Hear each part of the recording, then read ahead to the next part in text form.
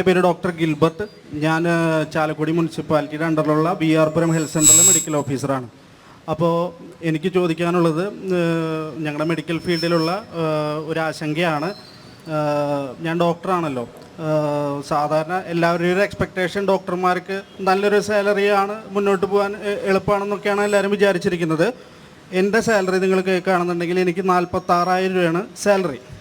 Tax പോക 42,000 എനിക്കുള്ളൂ. ഞാൻ ഏകദേശം 9 വർഷമായിട്ട് കേരളത്തിൽ പല സ്ഥലങ്ങളിലായിട്ട് വർക്ക് ചെയ്യുന്നുണ്ട്. അപ്പോൾ ഈ 42,000 വെച്ച് ഞാൻ എങ്ങനെ എൻ്റെ കുടുംബം പുലർത്തും? എൻ്റെ അമ്മയപ്പനും മരിച്ചിരിക്കുകയാണ്. ഞാനാണ് എൻ്റെ കുടുംബം നോക്കുന്നത്. ഞാൻ, എൻ്റെ ഭാര്യ, എൻ്റെ ഒരു സഹോദരനുണ്ട്. അപ്പോൾ സാലറി കൂട്ടണം എന്നാണോ പറയുന്നത്? സാലറി കൂട്ടുന്നതിന് വേണ്ടിയിട്ടുള്ള ഒരു കാര്യം ഞാൻ അതിലിപ്പോൾ എന്താ നഷ്ടം? പറയട്ടെ അതെ.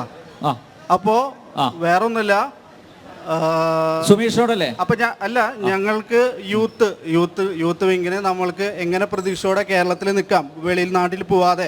ഒരു കാര്യം വേറൊന്നുമല്ല, 42,000 കാര്യം പറയാന്ന് വെച്ചാൽ നമ്മുടെ ഹോസ്പിറ്റലുകളിൽ ചുറ്റും ലോട്ടറി വിൽക്കുന്നവരുണ്ട്. ഒരു ലോട്ടറി വിട്ട് 7 രൂപയാണ്. നമ്മൾ അവരോട് ചോദിക്കുമ്പോൾ ഒരു ദിവസം 100-120 ലോട്ടറി വിട്ടിട്ടുണ്ടാവും. അപ്പോൾ അവർക്കൊരു മാസം ഏകദേശം 25,000 കിട്ടുന്നുണ്ട്.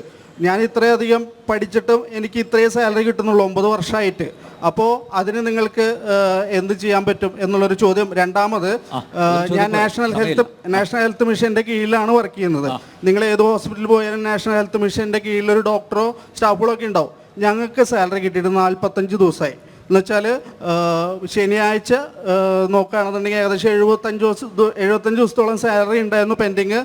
അപ്പോൾ ഇതിലേക്ക് വേണ്ടിയിട്ട് ഒരു രാഷ്ട്രീയ പാർട്ടികളോ നമുക്ക് വേണ്ടി സംസാരിക്കാൻ ഉണ്ടായിരുന്നില്ല.